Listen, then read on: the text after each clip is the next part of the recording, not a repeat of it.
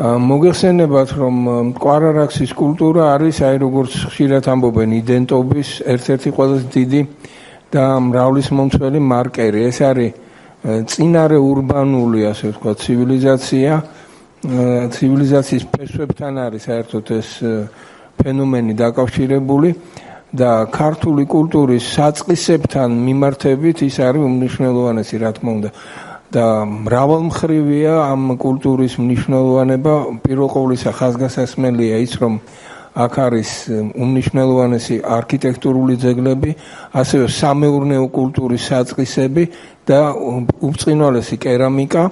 აი ამ მოხსენებაში, რომელსაც წარმოაჩენს ჩვენი მეგობარი ქალბატონი ანა კლდიაშვილი, ხელოვნებაცნობის დოქტორი, რომელსაც დიდი დამსახურება მიუძღვის ქართული ახალგაზრდობის აღზრდის საქმეში, იმ თვალს არის ის, რომ იგი შეასწავლის შესანიშნავად ხელოვნების ისტორიას, რომელიც არის ქართული კულტურის თვითგამორკვევისთვის უმნიშვნელოვანესი.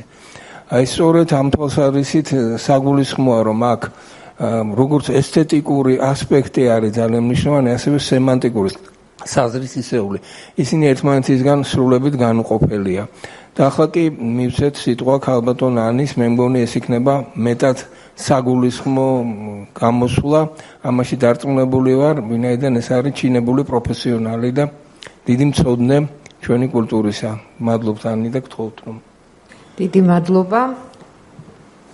ჩემთვის დიდი პატივია ამ პროექტში მონაწილეობის მიღება და თქვენს უნივერსიტეტში დღეს მოხსენების წაკითხვა. რა თქმა უნდა, როგორც ბატონმა სამსონმა მოგახსენათ, საგანგებოდ არის შერჩეული თემა, რომელიც ქრონოლოგიურად ძალიან დაშორებულია დღევანდელ ეპოქას, მაგრამ გარკვეული თვალსაზრისით ეს არის პერიოდი, რომელიც აი ქართული კულტურის განვითარებაში არის ერთი რგოლი იმ მთლიანი ჯაჭვისა და აი ეს ასე ვთქვათ მისი პრინციპები, ის გნება მხატვრული, გნება მსოფლმხედველობრივი, ნელ-ნელა შემდეგ გადადის მომდევნო კულტურებში და ჩვენ ვნახავთ, რომ ქრისტიანობასაც კი აღწევს, ქრისტიანობამდე მიდის და თავად ქრისტიანობაშიც გარკვეული წვლილი შეაქვს. ასე რომ ეს პერიოდი არ უნდა განვიხილოთ მარტო როგორც არქეოლოგიური კულტურა.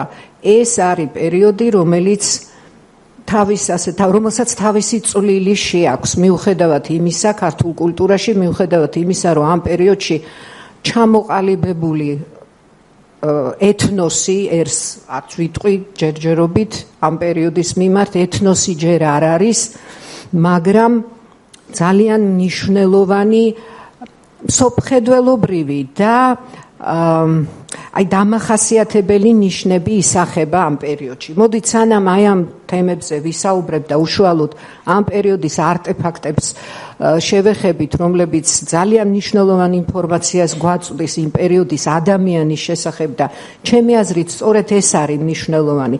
ხელოვნების შესწავლა თავისთავად მნიშვნელოვანია, რა თქმა უნდა, და გარკვეული პერიოდების გამოყოფა დამახასიათებელი მხატვრული თუ სტილისტური ნიშნების გამოკვეთა, მაგრამ მთავარი მაინც არის ადამიანი, რომელიც ამას ქმნის, მისი მსოფლმხედველობა და აი ეს გაბმული ჯაჭვი, რომელიც ქართულ კულტურას ახასიათებს, აქვს და არ არსებობს აი პალეოლითის ხანიდან მოყოლებული ერთი ჩავარდნაც კი. ყველა პერიოდი აბსოლუტურად მემკვიდრეობითად ერთმანეთის რგოლების ერთი ჯაჭვის რგოლებია. აი სწორედ კვარარაქსის კულტურა ამით არის ძალიან მნიშვნელოვანი, რომ ისიც ერთ-ერთი ასეთი რგოლია. ეხლა ძალიან მოკლედ თვითონ ამ კულტურის შესახებ, მისი დათარიღება, გავრცელების არეალის შესახებ და მე უშუალოდ იმ მასალაზე, რომელიც ჩვენ ამ პერიოდის ადამიანის მსოფლმხედველობას, მისი სამყაროს ხატს დაგვანახებს. ხო, მას შესაძამე მე 4000 წლეულის მეორე ნახევარს და მთლიანად მესამე ათასწლეულს, თუმცა არიან მეცნიერები, რომლებიც ათარიღებენ ქვედა ზღვარს მესამე ათასწლეულის პირველი ნახევრით. ძირითადად გავრცელებული იყო მდინარეების მტკვრისა და არაქსის ხეობაში და აუზში და სახელწოდებაც აქედან მომდინარეობს, მაგრამ საქმე ის არის, რომ ამ კულტურის გავრცელების არეალი თქვენ ხედავთ, აი ყვითლად არის მონიშნული, ძალიან ფართოა და აქ არის ჩამოწერილი ის ქვეყნები, რომლებშიც დღევანდელი, ასე ვთქვათ, ქვეყნები, რომელთა ტერიტორიაზეც ვრცელდება ეს კულტურა და კავკასიონის ჩრდილოეთითაც გადადის და სირია, პალესტინამდეც აღწევს. ანატოლიის ნაწილი, ჩრდილოეთ ირანი, სომხეთი, აზერბაიჯანი და რა თქმა უნდა საქართველო, როგორც აღმოსავლეთი, ისე დასავლეთ საქართველო. ეხლა დასავლეთ საქართველოში გავრცელებული ამ კულტურის შიდა და ეს კულტურა გავრცელებულია შიდა და ქვემო ქართლში, სამცხე-ჯავახეთში, იმერეთსა და კახეთში. ეს არის სამიწათმოქმედო კულტურა, როდესაც ადამიანი უკვე მკვიდრდება ერთ ადგილას, იშენებს საცხოვრებელს, მისდევს მიწათმოქმედებას, ავითარებს მესაქონლეობას და რაც მეთუნეობას მისდევს, თუმცა ამ პერიოდში ჯერ ჩარხი არ არის გამოგონებული და რაც ყველაზე მნიშვნელოვანია, ლითონის დამუშავება, ეს არის ადრე ბრინჯაოს ხანა, როგორც ამას არქეოლოგები განსაზღვრავენ და სპილენძის და ბრინჯაოს ნივთები გვხვდება ძალიან ბევრი. მესამე ათასწლეულის დასაწყისიდან, ანუ მეორე ეტაპი იწყება და აყვავება იწყება მტკვარ-არაქსის კულტურის.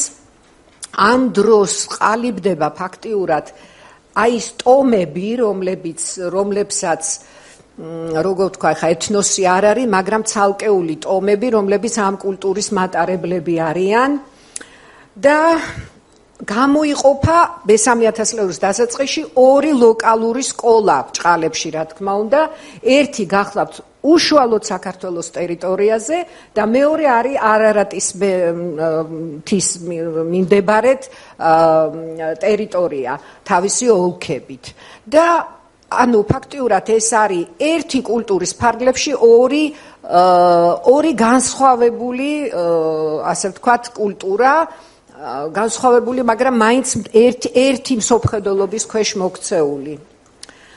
მტკვარ-არაქსის კულტურის ამ საფეხურზე განსაკუთრებული მნიშვნელობა ექცევა მეტალურგიას. ეხლა მე ბატონმა სამსონმა ბრძანა, რომ არქიტექტურა არის წამყვანიო, მაგრამ ამჯერად არქიტექტურას არ შევეხები, განსაკუთრებული როლი ენიჭება მეტალურგიას, იმიტომ რომ ეს ცნობიერების, აზროვნების განვითარების გარკვეულ ეტაპზე მიგვითითებს. და ძალიან საინტერესოა, რომ ამ პერიოდის საქართველოს ტერიტორიაზე აღმოჩენილი არის ამ პერიოდის მთელი ისინი სახელოსნოები. მაგალითად, ამირანის გორაზე და ხიზანანდ გორაზე აღმოჩენილი არის ლითონის მომსხმელი სახელოსნოები თავისი საქშენით, თავისი მაღალტემპერატურიანი ღუმელით, თიხის რა ქვია, ლითონის დნობის მაჩვენებელი ხელსაწყოებით და ასე შემდეგ და რა თქმა უნდა აღმოჩენილი არის უამრავი ნივთი, რომელიც ამ პერიოდში დამზადებულია სპილენძისა და ბრინჯაოსაგან. აქ არის მოცემული ორი საკითხი, მტკვარ-არაქსის მოსახლეობის ეთნოგენეზისის საკითხები, ძალიან მნიშვნელოვანია, ამას არქეოლოგები ეხებიან, ბატონ ოთარ ჯაფარიძეს აქვს ამაზე სერიოზული კვლევა ჩატარებული და დასკვნა არის ასეთი, რომ ამ პერიოდში ჯერ ჩამოყალიბებული ეთნოსი არ არის, გვარტომობრივი, რაღაცა მაინც გვარტომობრივი ესეთი დაჯგუფებებია. და მეორე, რაც ყველაზე მნიშვნელოვანია, ეს არის მტკვარ-არაქსის კულტურის დამახასიათებელი ნიშნები. აი თვალი რო გადავავლოთ მთელი ამ კულტურის არსენალს, მნიშვნელოვანი არის ის, რომ ძალიან მდგრადია ის სახე-ხატები, რომლებიც თითქმის მთელი 1500 წლის განმავლობაში, 1500 წლის განმავლობაში გვხდება ამ კულტურაში. ანუ ერთი და იგივე სხვადასხვა ვარიაციებით. ძალიან ბევრი ასეთი სახე-ხატია, რომელიც მერე მომდევნო კულტურებშიც გადადის. და კიდევ ერთი და ძალიან მნიშვნელოვანი, ეს არის უაღრესი ლაკონიზმი, თავშეკავებულობა, როგორც ფორმის და დეკორის თვალსაზრისით, ასევე ფერადოვნების მხრივ. და აქ აუცილებლად უნდა ვთქვათ, რომ ეს თავშეკავებულობა იცით რითია გამოწვეული, ეს არ არის სამკაული. ეს არის ნიშნები, რომლებითაც გველაპარაკება იმ პერიოდის საზოგადოება. და მისთვის ესთეტიკური, ეს თავისებური ესთეტიკაა, მაგრამ ის ესთეტიკური, ასე ვთქვათ, ესთეტიზმის შეგრძნება, რომელიც დღევანდელ ადამიანს აქვს, ჩვენთვის წარმოუდგენელია ისეთი ესთეტიკაა. და რაც მთავარია, როგორც პრინციპში მთელი წარმართული ხელოვნება, ეს არის ნიშნების ხელოვნება. და მოგეხსენებათ, დღევანდელი ეპოქაც ნიშნის ხელოვნებაა რა, იმიტომ რომ ჩვენ სულ ნიშნებით ვაზროვნებთ, აი თუნდაც კომპიუტერში ან სახეხატების ეპოქაში ვცხოვრობთ ჩვენ, იმიტომ რომ ყოველ წამს ჩვენს წინ აი ამ ელექტრონული ციფრული ტექნიკის გამო ყოველ წამს იცვლება ეს სახეხატები და ამ სახეხატებს აქვს თავისი მნიშვნელობა. ანუ ფაქტიურად ახლა ქრისტიანულ ეპოქაშიც არის სახეხატები, მაგრამ სხვა ტიპის. აი ჩვენ ვნახავთ ახლა, რომ დღევანდელი სახეხატი შეიძლება ძალიან გავდეს წარმართულს თავისი ლაკონიზმით და თავისი, როგორ თქვა, თავშეკავებულობა შეიძლება იმდენად არა, მაგრამ აი სურვილით, რომ რაც შეიძლება მინიმალური საშუალებებით გადმოსცეს მაქსიმალურად აზრი, ანუ ზემოქმედება მოახდინოს ადამიანზე. ეს წარმართული, ასე ვთქვათ, მომენტი დღევანდელ ჩვენს საზოგადოებაში და ჩვენს კულტურაში ნამდვილად არსებობს და ძალიან გავს სხვათა შორის ამას. და აი, ანუ ნებისმიერ ნივთში, რომელსაც ახლა ჩვენ ვნახავთ, არის კოდირებული ინფორმაცია. და როდესაც ჩვენ ამ ნივთს განვიხილავთ, ჩვენ ეს კოდირებული ეს ინფორმაცია, რომელიც დაშიფრულია ამ ნივთში, უნდა ამოვიკითხოთ. ურთულესია, იმიტომ რომ ძალიან დიდი ისტორიული მანძილია იქამდე და არ უნდა დავივიწყოთ კიდევ ერთი რამ, რომ ის აბსოლუტურად სხვა ადამიანი იყო. აი, როდესაც დღევანდელ ნიშანს მაშინდელს ვადარებთ, არა, იქ ვიხმარ ამ ტერმინს კოლექტიურ ცნობიერებაზე აკეთებენ სპეციალისტები აქცენტს და დღევანდელ დღეს ინდივიდუალური ცნობიერება, ანუ დღეს ვიღაცას თავისი კონკრეტულად თავისი ინდივიდუალური სათქმელი შეიძლება ნიშნით გადმოგვცეს და იქ მთელი მსოფლმხედველობაა გადმოცემული, იქ ინდივიდს ვერ იპოვი, ვერც ავტორს იპოვი და ვერც საზოგადოების რომელიმე წევრის აზრს. ამიტომ აი ეს განსხვავება, რომელიც დღევანდელ ნიშანსა და მაშინდელ ნიშანს შორის შეიძლება დავინახოთ, სწორედ აი ამ შრეში დევს ადამიანის ცნობიერების განსხვავების შრეში. ეხლა ძალიან შორს რომ აღარ წავიდეთ, მე დავიწყებ ჩემს მოხსენებას ლითონის ნაკეთობებზე და ეს გახლავთ ქვაცხელების დიადემა, სპილენძისაგან დამზადებული, მე მაქვს ასლი და შემიძლია გაჩვენოთ, დღეს ეს ძალიან დაზიანებულია, გატეხილია, აი ამგვარ მდგომარეობაშია, ერთი წუთით გადავრთოთ, აი კოროზირებულია, ეს შეგიძლიათ გადააწოდოთ და ნახოთ, ეს ერთმა ძალიან კარგმა არქეოლოგმა დამიმზადა, გარდაცვლილია ცხონოს ისი სული ღმერთმა ანზორ სიხარულიძის დამზადებულია. მოკლედ, რა არის ეს? ეს გახლავთ ქალის დიადემა, რომელიც ქალის სამარხში აღმოჩნდა, დიადემა, რომელიც ქალს ეკეთა, აი ესეთი ფორმა აქვს, 5 ნაწილისაგან შედგება და მასზე არის დატანილი ძალიან ეკონომიურად, ძალიან ლაკონიურად გამოსახულებები, მაგრამ ისეთი გამოსახულებები, თითქოს ძალიან პრიმიტიული, მაგრამ იმ წუთში მიხვდებით რა გამოსახულებებია ეს. ეს არის დამახასიათებელი მტკვარ-არაქსის კულტურისათვის. ეხლა რაღაცა ნაწილებს წავიკითხავ, თორე მე თუ შევყევი, შეიძლება დრო ძალიან გამექცეს და ამიტომ ადგილებს წავიკითხავ. ეხლა თქვენ აქ ხედავთ, 5 ნაწილისაგან შედგება, გაყოფილია ესეთი ვერტიკალური ნაწილებით, ცენტრში წრე არის, შემდეგ სარკისებურად 2 ირემია მაღალი რქებით, შემდეგ მონაკვეთებზე არის გამოსახული წეროები, წეროების უკან ისევ წრეები და მერე ბოლოში არის ეს შესაკრავი უკვე აქ თასმები ეყრებოდა და იკვრებოდა. აი ახლა რას ნიშნავს ეს გამოსახულებები, რას გვეუბნება ამ პერიოდის ადამიანის მსოფლმხედველობაზე და მის წარმოდგენებზე სამყაროს შესახებ და პირველი გასაღები თუ შეიძლება ასე ითქვას არის წეროს გამოსახულება. ეხლა უძველესი რწმენა წარმოდგენების მიხედვით წერო არის გაზაფხულის მაცნე. წერო მოფრინავს გაზაფხულზე და სრულიად სამართლიანად მას უკავშირებენ ნაყოფიერებას მეცნიერები. მაგრამ აქ შეკითხვა გაგიჩნდებათ ალბათ აუცილებლად კი, მაგრამ წერო რატო როცა მერცხალი ითვლება რა გაზაფხულის მაცნედ და აქ მოგვიწევს წეროს უფრო წეროს როგორც არსების და როგორც ნიშან სიმბოლოს შემდეგ ნიშან სიმბოლოსთან კავშირში უფრო ღრმა შრეები განვიხილოთ ამ გამოსახულების. ეხლა რა არის მნიშვნელოვანი? წეროები ეს 4 არსებობს, 4 ჯგუფია. ეს არის ყარყატი, იბისი, რა ქვია მაგას, ყანჩა და წერო.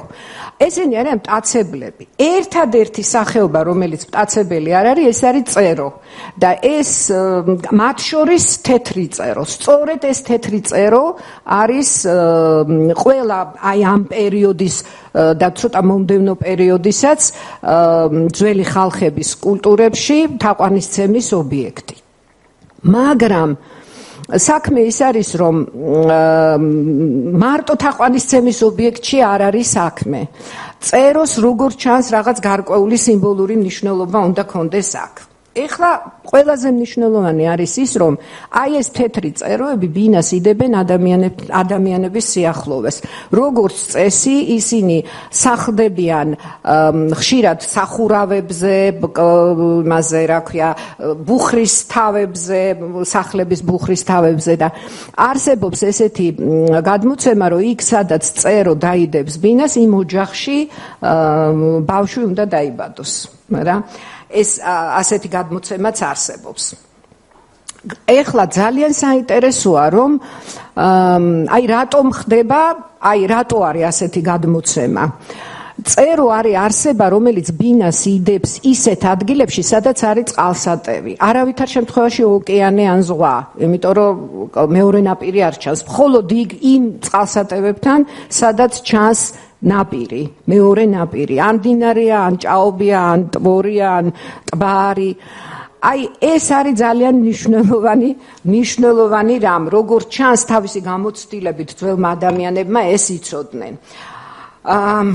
წყალი და ძირითადად გამდინარე წყალი ითვლება ინფორმაციის გადამტანად. აი მაგალითად განძებს რომელიც საქართველოში და სხვა შორის ევროპაშიც, გერმანიაშიც აღმოჩნდა, ფლავდნენ დინარის პირას, იმიტომ რომ ანუ ეს იყო წინწამძღვარებული, ასე ვთქვათ, შესაწირი და აი ეს განძი აუცილებლად დინარის ნაპირზე უნდა ყოფილიყო და ჩაფლული მიწაში, რომ წყალს წაეღო ეს ინფორმაცია.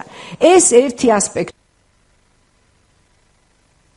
მეორე ასპექტი, ანუ გამოდის, რომ წყალი არის აი ეს ორი ნაპირი პროფანულ და საკრალურ სივრცეებს შორის კავშირის დამამყარებელი ან გამყოფი ან პირიქით დამაკავშირებელი აი ამ ორ სივრცეს შორის. და წერო სწორედ აი შუამავალია, ვინაიდან ის აი ამ წყალსატევებთან ცხოვრობს. მაგრამ მაშინ რაში მდგომარეობს კონკრეტულად მისი შუამავლობა? უძველესი წმერა წარმოდგენების მიხედვით, ესე იგი, წყლის კიდევ ერთი ასპექტია ძალიან საინტერესო და ის უკავშირდება უშუალოდ აი წყალს როგორც სიცოცხლის საწყის. როგორც ბერძნები იტყოდნენ et origo. ეს არის დასაბამის, ანუ სიცოცხლის მიმნიჭებელი და აქვე ძალიან საინტერესოა, რომ აი მირჩა ელიადე ამბობს, რომ მას შუმერულში სპერმა და განაყოფიერება ერთი სიტყვით და წყალი, ანუ სამი ეს ცნება ერთი სიტყვით გამოითქმის. ანუ ფაქტიურად წყალი როგორც ნაყოფიერების საშუალება გაიგივებული არის მამაკაცის სპერმასთან და ბუნებრივია რომ აქედან გამომდინარე წეროც აი ამ ასე ვთქვათ კონტექსტში ჯდება და ბავშვის დაბადებასთან არის დაკავშირებული. ხო.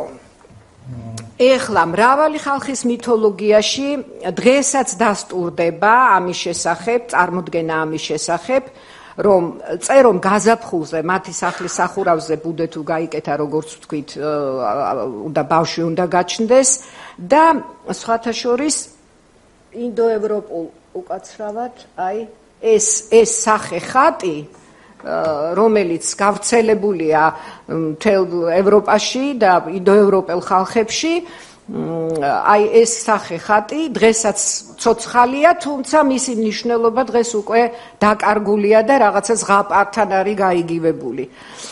ეხლა ამგვარად ძველი ადამიანის რწმენით წერო ეხმარებოდა სულებს ინკარნირებაში, ანუ მოყავდა ისინი იმიდან სულეთის სამყაროდან უშუალოდ განსხეულების ადგილზე. და ეს მითოლოგიური ხატი ჩვენთანაც სხვათა შორის დასტურდება საქართველოში. აი მე უკაცრავად ეს არის უკვე წყლის ფუნქციები. აი არსებობს ესეთი სამცხეს ჯავახეთში ვეშაპები, ლალია და ძიქვა, ესეთი ცნობილი ვეშაპი იყო, რომელიც სოფელ მურჯახეთში, რომელთანაც მიდიოდნენ მეორესაც გაჩვენებთ.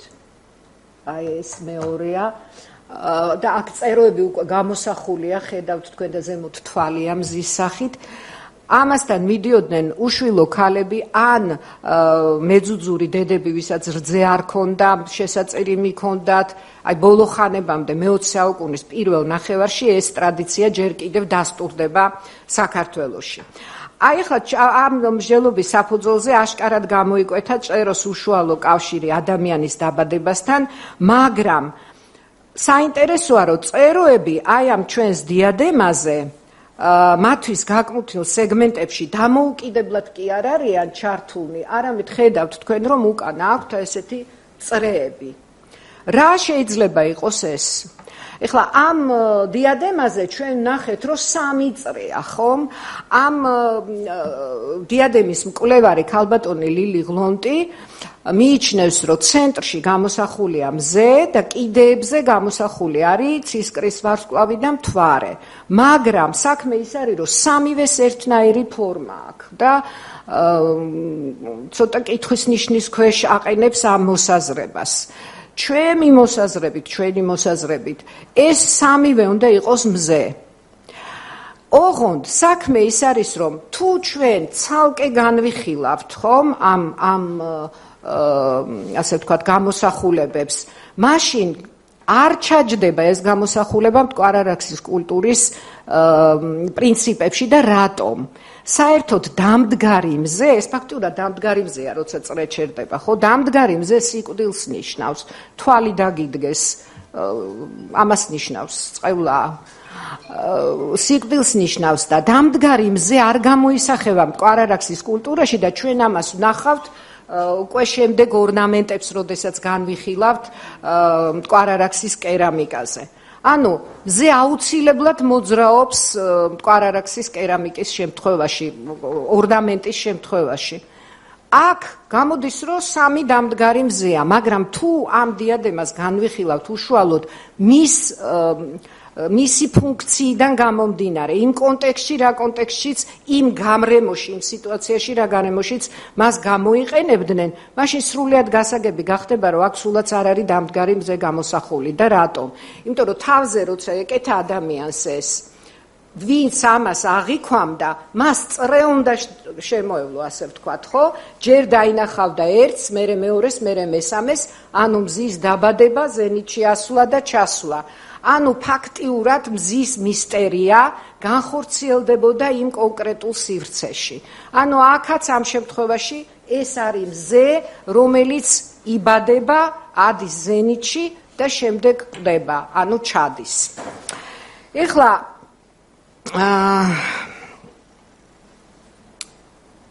აი ეს სამი მდგომარეობის განცდა ამ შემთხვევაში აუცილებლად იქნებოდა.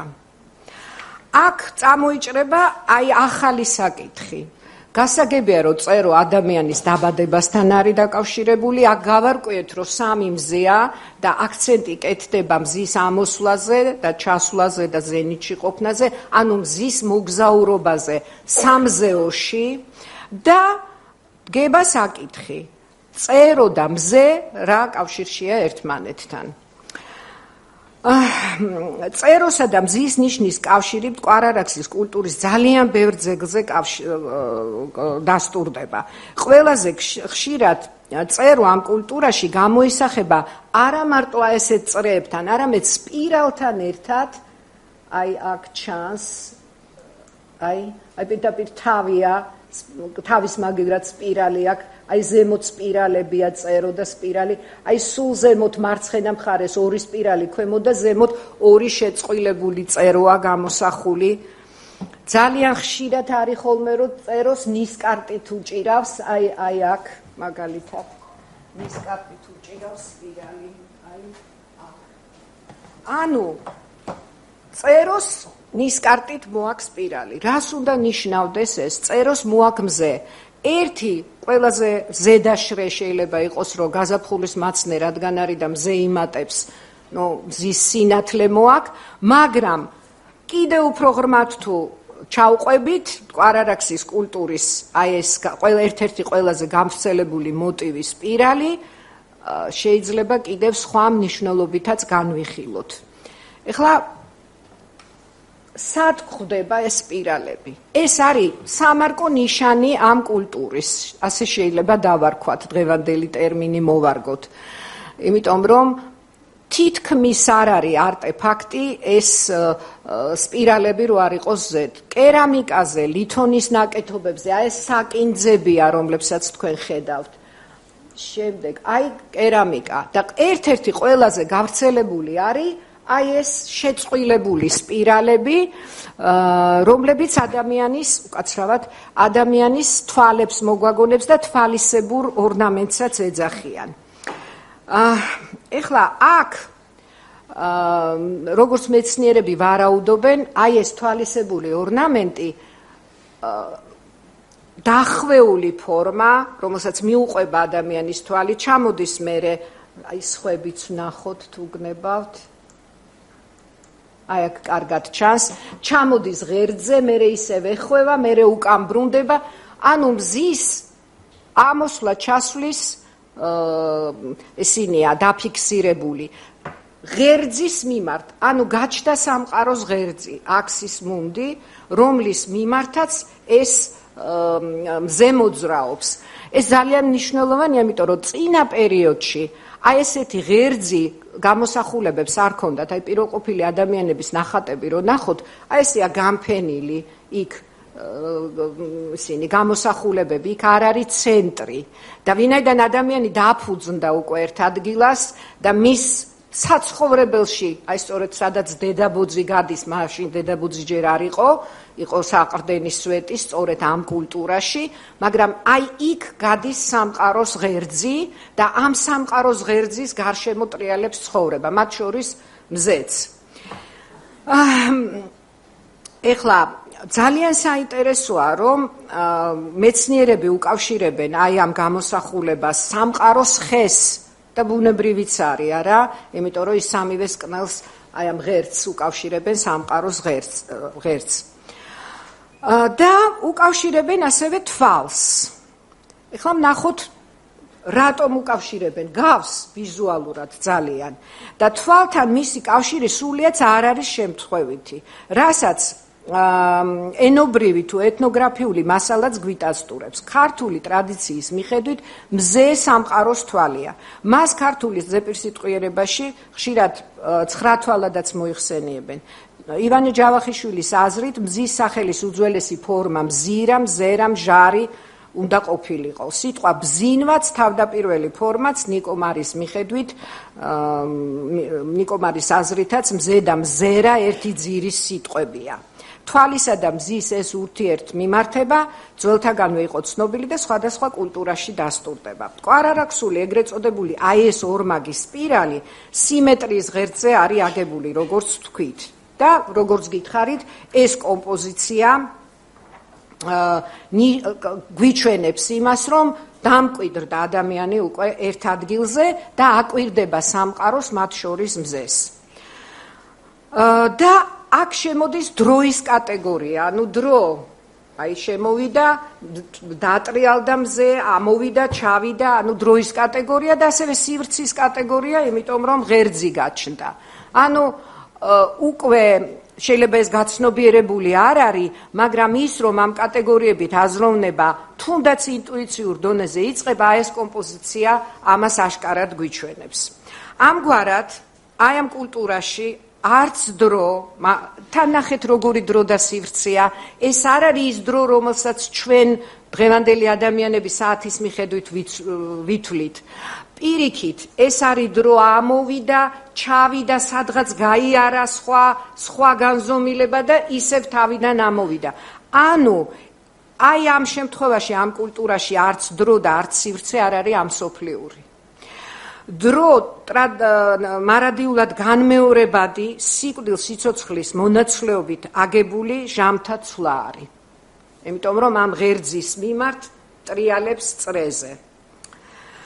და ამავე დროს ეს არის სივრცეთა მონაცვლეობა. ეს დრო ადამიანის ჩვენი დრო, ეს დრო, აი ეს რომელიც აქ არის ასახული, ადამიანის წარმოსახვაში არსებობს და სამივე სკნელის დროს აერთიანებს. ერთგვარ მთლიანობას წარმოადგენს, ისევე როგორც სამყარო, რომელიც ამ ადამიანებისთვის მხოლოდ აი ხა ჩვენ შემდეგ ნახავთ ამას, მხოლოდ საკუთარი სივრცე, აი ეს მატერიალური სივრცე კი არ არის, არამედ მთელი კოსმოსია, რომელთა ერთობლიობა და თვალით უხილავი ზესკნელი და სქვესკნელი ისეთივე რეალობაა, როგორიც მატერიალური ხილული სამყარო, ანუ სკნელია. აი ეს მტკვარ-არაქსის კულტურაში სპირალის მოტივი სხვაგვარი კომბინაციებითაც გვხდება, ეხლა ბევრს აღარ ვისაუბრებ ამაზე, თქვენ ხედავთ აქ. ჯვრისებური სინიც არის კომპოზიციები. ეხლა ვნახავთ, ვაიმე ჯვრისებური საწავი და ცოტა მოგვიანებით არის.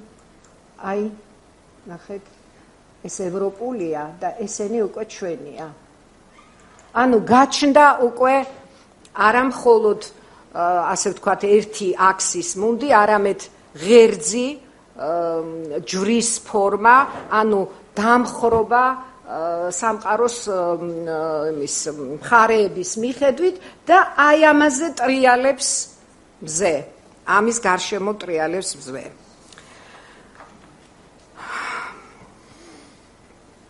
და შესაძლოა, რომ აი სწორედ ქვეყნიერების მხარეების მინიშნება იყოს აქ.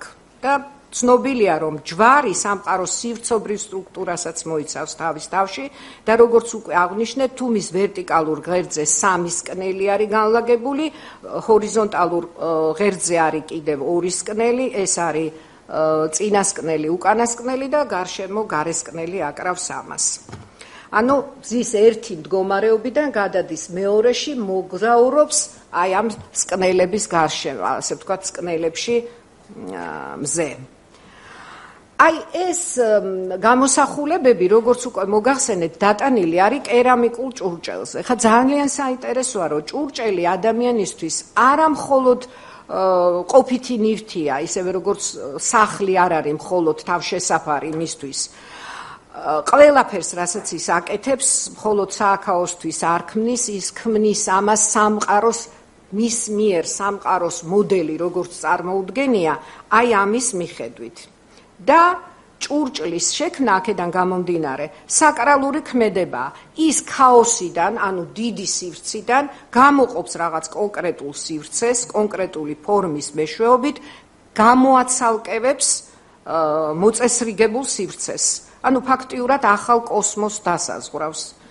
ხომ არ შეიძლება ვივარაუდოთ, რომ აი ამ მტკვარ-არაქსის კერამიკული ჭურჭლის ზედაპირის შავი, აი ეს ფერი, საერთოდ უმეტესად შავი ფერისაა, თუმცა არის მოწითალო ფერისაც, მაგრამ ძირითადად შავი ფერის კერამიკაა.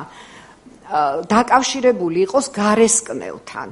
გარესკნელი ბინდისფერია ჩვენი ტრადიციის მიხედვით, აი ეს რაც გარედან აკრავს. ამ სკნელებს ყველას თავისი ფერი აქვს და გარესკნელი არის ბინდისფერი, არ უნდა ნაცრისფერი. და სწორედ აი ესეთი მოშავო მონაცრისფრო ზედაპირი აქვს ამ ჭურჭელს. და ასოცირდებოდეს აი სწორედ ეს გარე ნაწილი სწორედ იმასთან, გარესკნელთან. და აი ჭურჭლის ზედაპირზე ამ გამოსახულებების დატანით ხდებოდა სამყაროს სივრცობრივი აგებულებისა და კოსმიური დროის რიტმული ციკლური ცვალებადობის ჭურჭლის ზედაპირზე, ანუ გარესკნელზე დატანა. ანუ აღბეჭდვა აი ამ სტრუქტურის თუ როგორ წარმოედგინათ მათ სამყარო. ანუ შიდა სივრცეზე პროექცირება ხდებოდა აი ამ სტრუქტურის. და აი ეს მასტრუქტურირებელი კანონზომიერებებს ასახავდა ეს კომპოზიციები, რომლის ერთ-ერთი ყველაზე მნიშვნელოვანი კანონზომიერება ამ კულტურის ადამიანის წარმოდგენით იყო სამყაროს ციკლურობა, ანუ ამოვიდა, ჩავიდა, გაზაფხული, ზაფხული შეცვალა და ასე შემდეგ. ანუ რა ხდება? აქ მიწიერი სამყაროს, მხოლოდ მიწიერი სამყაროს გამოსახვა კი არ ხდება, არამედ სამყაროს არსებობის, სამყაროს კანონზომიერებებია პირდაპირ როგორც მატრიცა, აი ესე დატანილი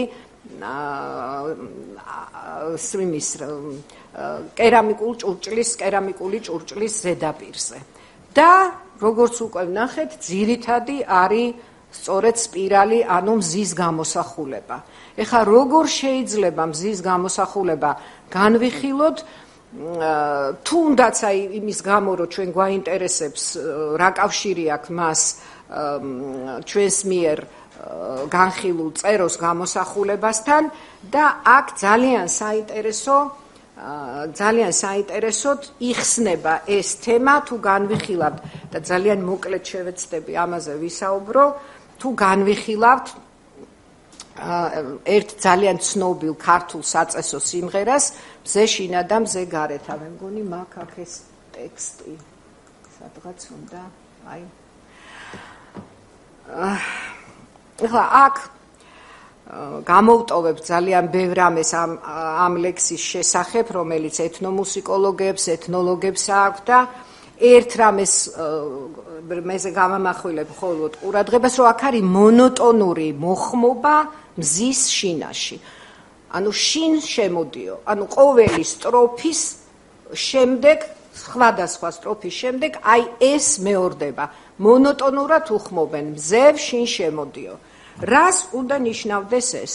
იმისათვის, რომ ეს გავარკვიოთ, შინა და გარეს, ასე ვთქვათ, მნიშვნელობა უნდა დავადგინოთ და ეხლა ვრცლად არ მინდა ვისაუბრო, 4 ასპექტი აქვს შინას და გარეს, ეს არის მაკროკოსმიური ასპექტი, სოციალური ასპექტი, კოსმოგონიური ასპექტი და მიკროკოსმიური. ძალიან მოკლედ გეტყვით ეხლა რას ნიშნავს თითოეული მათგანი. შინ და გარეთ. მაკროკოსმიური პლანის შემთხვევაში მთელი სამყარო, ანუ კოსმოსი ადამიანისთვის წარმოადგენს შინას. ვერტიკალურ ღერძზე განლაგებულია მან ეს იცის 3 სკნელი და მერე გარესკნელი. ანუ გარესკნელი მისთვის არის გარე და დანარჩენი ყველაფერი 3-ვე სკნელი, ქვემოთ, ზემოთ, მაღლა, შუაში, წინ და უკან არის მისი საკუთარი სამყოფელი, ანუ მთელი კოსმოსი.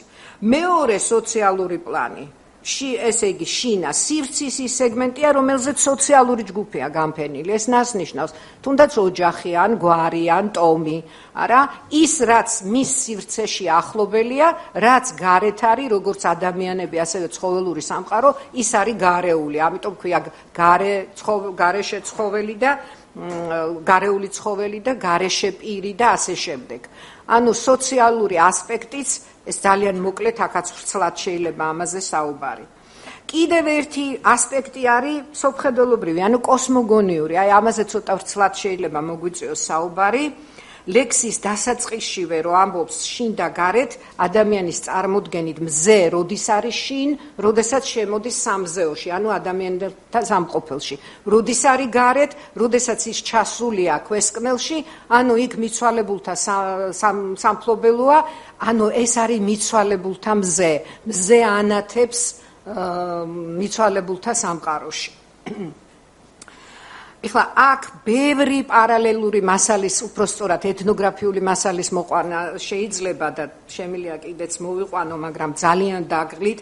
აქ რიტუალებია მთელი გალენშურის რიტუალი, როცა აი სამეგრელოში აი სწორედ ამ ასპექტით განიხილავენ გარესა და შინას და რიტუალს ატარებენ მიცვალებული რომ მოდის და ოჯახის უფროსი როგორ აბანინებს ხელს, როგორ იშლება ტაბლა, რა რიტუალი ტარდება, ეს ძალიან ცლად შეიძლება ამაზე საუბარი, მაგრამ ამის დრო არა გვაქვს, მოკლედ უნდა წარმოგიდგინოთ ეს თემა. ეხლა თუ კი აი ამ ყველაფერს შევაჯერებთ, შინა არის ადამიანთა სამყოფელი, ანუ პროფანული სამყარო, როგორც ფართოდ კოსმოგონიურ პლანში, სივრცეში, ასევე ვიწრო მნიშვნელობითაც, ანუ სოციალური ასპექტით. მაგრამ ნახეთ, როგორ შეუძლია ადამიანს გარესა და შინას შორის კავშირის დამყარება, გარდაცვალებით და დაბადებით და აქ შემოდის ადამიანის, ასე ვთქვათ, ადამიანი შემოდის როგორც ასეთი და მივადექით მიკროკოსმიურ პლანს აი ამ ბინარობისა შინა და გარე და აი ეს არის ძალიან საინტერესო, რომ საწესო სიმღერის ძირითადი მოტივია მზის შინაში მოხმობა, ანუ განთიადი სინათლის მოხმობა. იგულისხმება როგორც აი ამ შემთხვევაში შინაში იგულისხმება არა მარტო აქ, არამედ დროში შემოსვლაც, აქ და ახლა, ხო? როდესაც უხმობენ. ანუ იმიტომ რომ მზე ყოველდილით იბადება, ყოველ საღამოს კვდება, დროც არის და სივრცეც. და აქ რა კავშირშია ეს, რატომ ღერიან, ამის დათქმა დამავიწყდა, რატომ ღერიან ამ სიმღერას მანდამაიც ბავშვის დაბადების დროს და ისიც ვაჟის დაბადების დროს.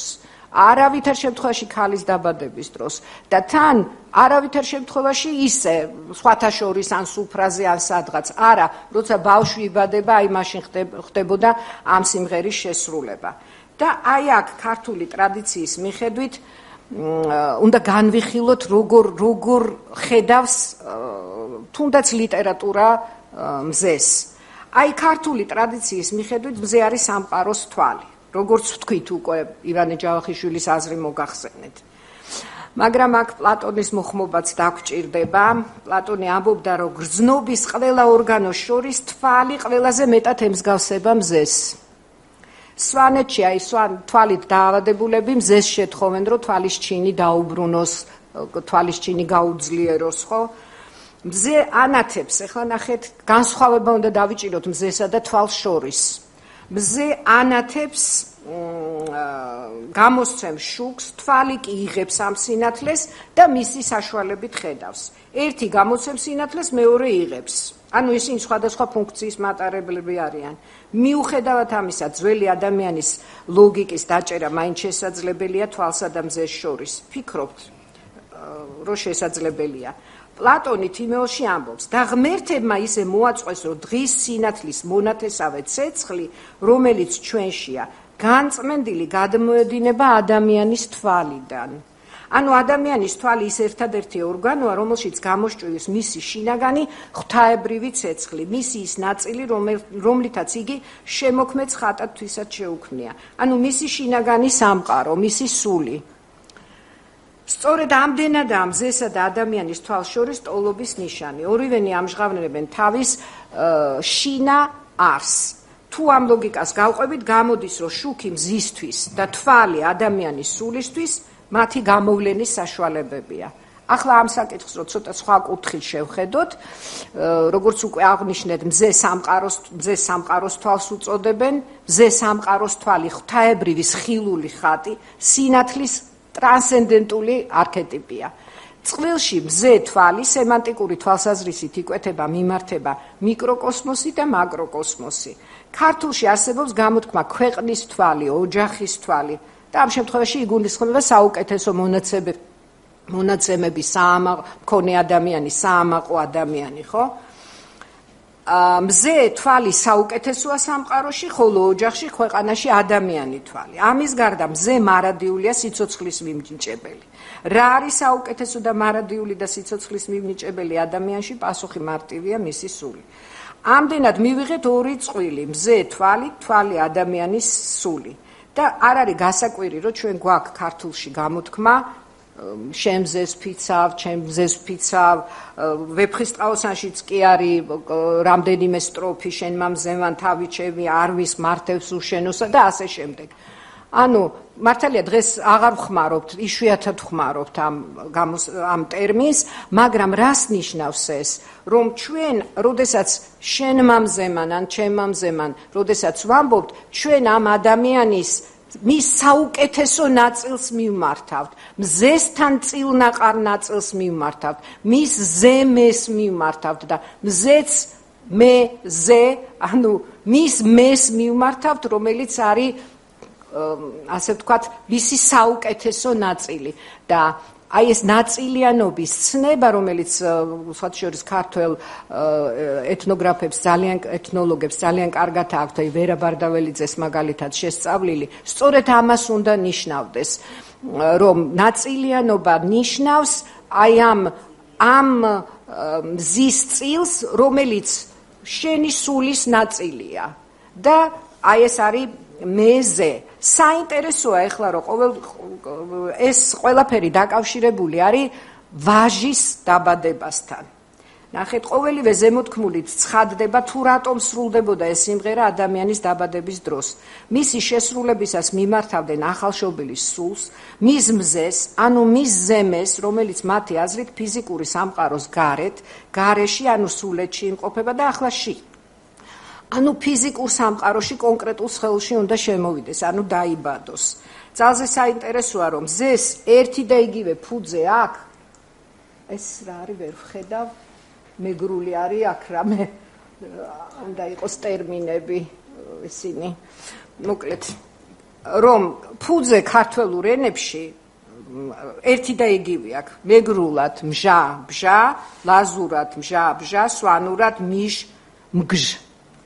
და საინტერესოა, რომ ქართულშიც ვაჟი, ვჟ ძირია და კიდევ უფრო საინტერესო და აღსანიშნავია, რომ ინდოევროპულ ენებშიც ინგლისურად მზე არის სან, ვაჟი სან, გერმანულად მზე ზონე, ვაჟი ზონ, რუსულად მზე სონცე, ვაჟი სინ, ერთი და იგივე ძირი აქვს. აი ამ მასალის შედეგად ცხადდება, რომ ტოლობის ნიშანი დასმულია ვაჟსა და ძეს და მზეს შორის. და საინტერესოა, რატო ქალებთვის მიმართ არ იყო ეს. ხა გავკადნიერდები და ორ სიტყვას ამაზეც შემოგთავაზებთ. ოდითგანვე ქალის ფენომენს არაცნობიერთან ინტუიციურ საწყისთან აკავშირებდნენ, ითვლებოდა, რომ ქალის ეგრეთ წოდებული სომნამბულური ცნობიერება მის ნათელხილვის უნარს განაპირობებდა, განსაზღვრავდა. სწორედ ამ უნარის გამო ძველ კულტურებში ქალები იყვნენ წინასწარმეტყველები, პითიები, ბერძნულშიც დასტურდება, საბერძნეთშიც დასტურდება ეს, კელტებში დრუიდები, რომში სიბილების ინსტიტუტი, სხვათა შორის საქართველოშიც არის მოსაზრება, რომ ძველი წელთაღრიცხვის მე-15 საუკუნეში იყო ულუკი ქალების ინსტიტუტის უხანსაბა ასე ეძახის წინასწარმეტყველ ქალებს, ბორჯომის ხეობაში დასტურდება, იქ აღმოჩენილი ნივთების მიხედვით, ეს ცალკე თემაა. და იქვე არის მამაკაცის სამარხები ყველგან და ყველა ამ კულტურაში ეს ქალები არაცნობიერად წამოიძახებდნენ ერთმანეთთან დაუკავშირებელ რაღაცა სიტყვებს და შემდეგ მამაკაცები ამას თარგმნიდნენ ჭყალებში. ანუ რა შვებოდნენ? ისინი ლოგიკური მწყობრი აზრის ჩამოყალიბების ფუნქცია ჰქონდა მამაკაცს. ეს რას ნიშნავს, რომ აი სწორედ ლოგიკური მწყობრი აზროვნება და არაინტუიციური, ასე ვთქვათ, ძველი სომნამბულური ცნობიერება იყო აი ამ პერიოდში მიზანი იყო ასეთი ცნობიერების ჩამოყალიბება და ეს დაკავშირებული იყო ადამიანის პიროვნულ თვისებებთან, ადამიანის მეზგაძლიერებასთან. აქედან გამომდინარე, აი სწორედ ამ ტიპის ცნობიერების განვითარება მამაკაცის ფუნქციად ითვლებოდა მაშინ.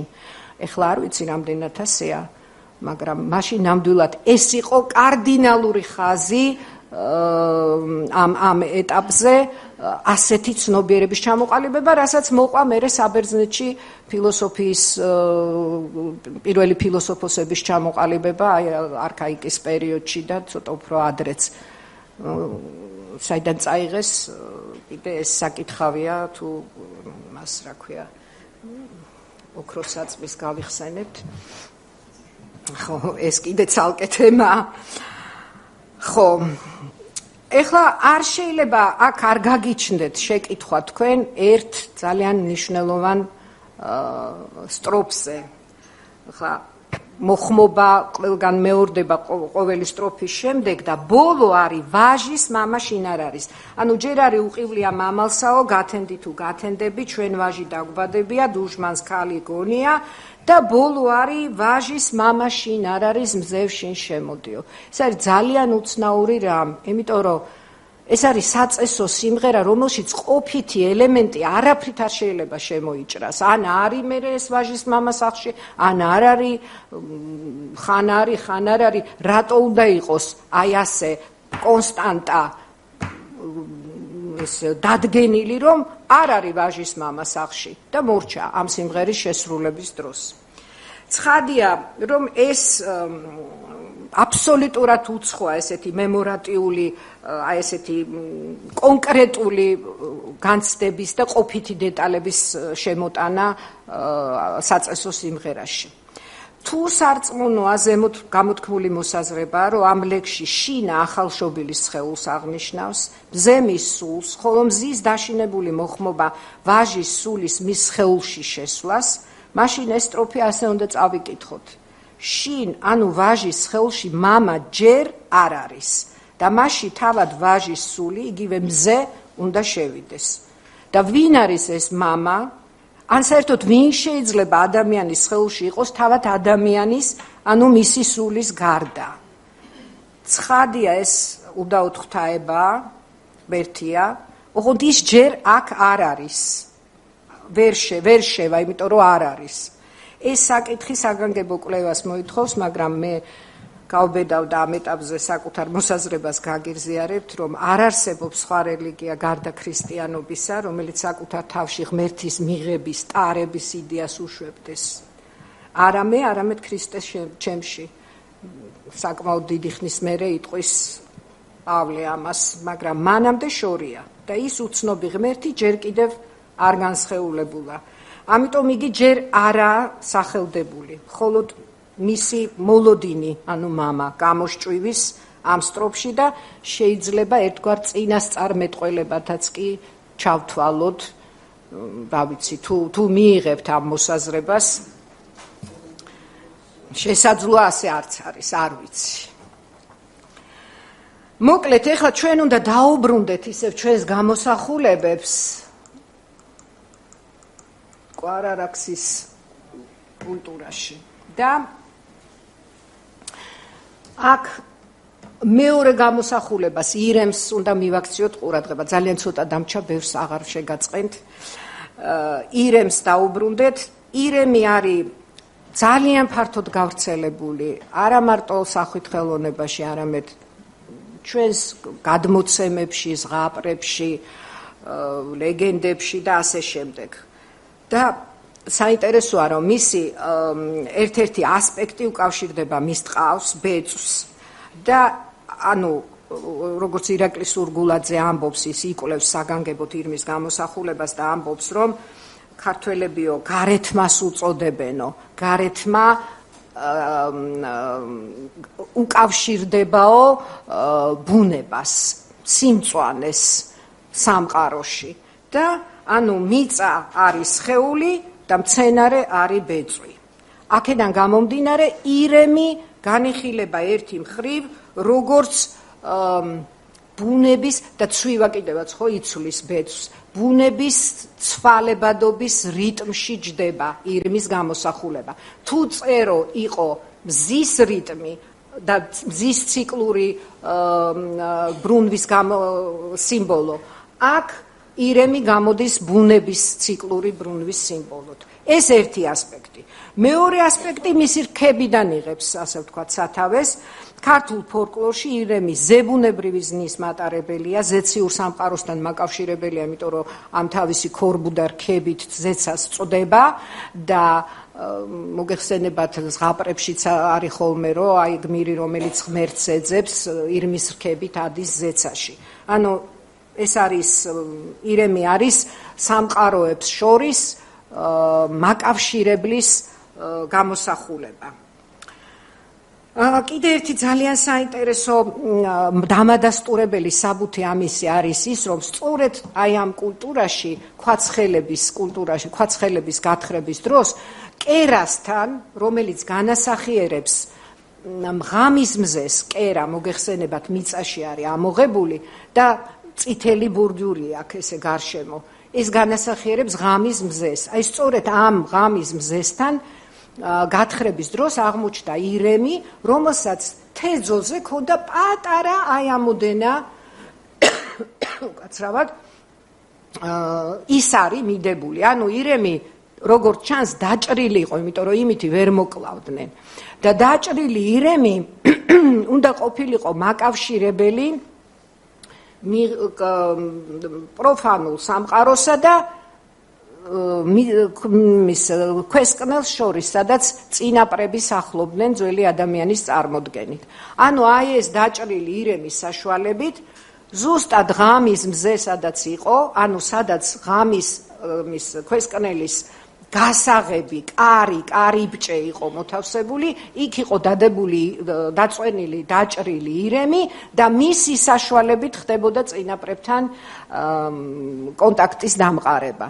ანუ ირემის კიდევ ერთი დამადასტურებელი საბუთი, რომ ირემი განიხილებოდა ამ კულტურაში, როგორც და არა მარტო ამ კულტურაში, მერეც უკვე ქართლის ცხოვრებაშიც ირემი ბევრჯერ ფიგურირებს, აი ეს საკითხი მოკლედ შესწავლილიც არის და ირემი ფაქტია, რომ სამყაროს ერთიანობის სიმბოლოა და აკავშირებს სხვადასხვა სკნელებს. ამგვარად, თუ მტკვარ-არაქსის კულტურის ჩვენ მიერ განხილულ ნიშან-სიმბოლოების შესახებ მსჯელობას შევაჯამებთ, დავინახავთ, რომ ეს არის რა მნიშვნელობები ქონდა ამ შემთხვევაში წეროს, ეს ირმები, ამას ეს გამოვტოვე ძალიან დიდი ბოდიში, იმიტომ რომ ძალიან გამიგრძელდებოდა და აქ უკვე მოცემული არის ეს მნიშვნელობები.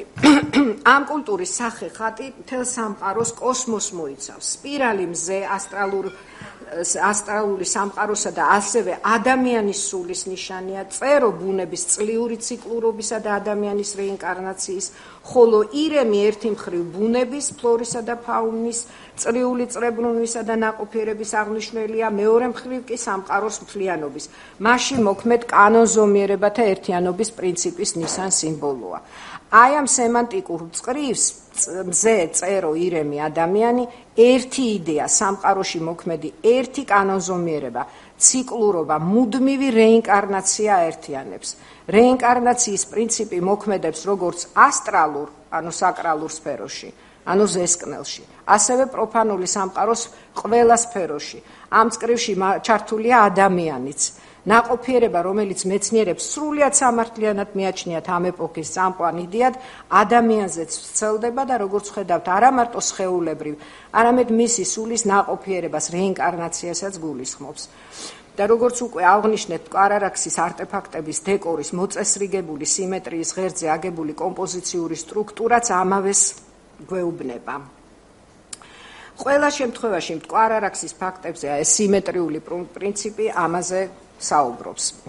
მითოსური ცნობიერება არ ცნობს სიკვდილის არსებობის ფაქტს. ყველაფერი, რაც ცოცხალია, მზე, ციური სხეულები, ბუნება და ადამიანიც, რა თქმა უნდა, გარდაცვლათა მრავალ ჟამს გადის.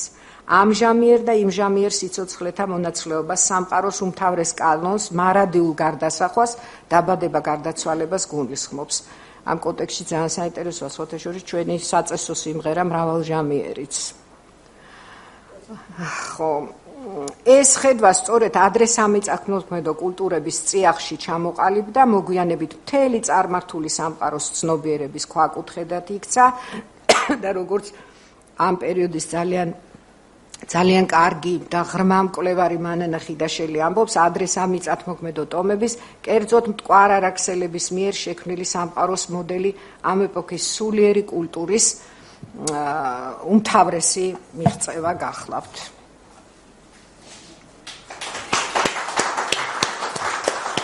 დიდი მადლობა ქალბატონო ანა. ყურადღებით გისმენდათ აუდიტორია და ბუნებრივია გაუჩნდათ შეკითხვები.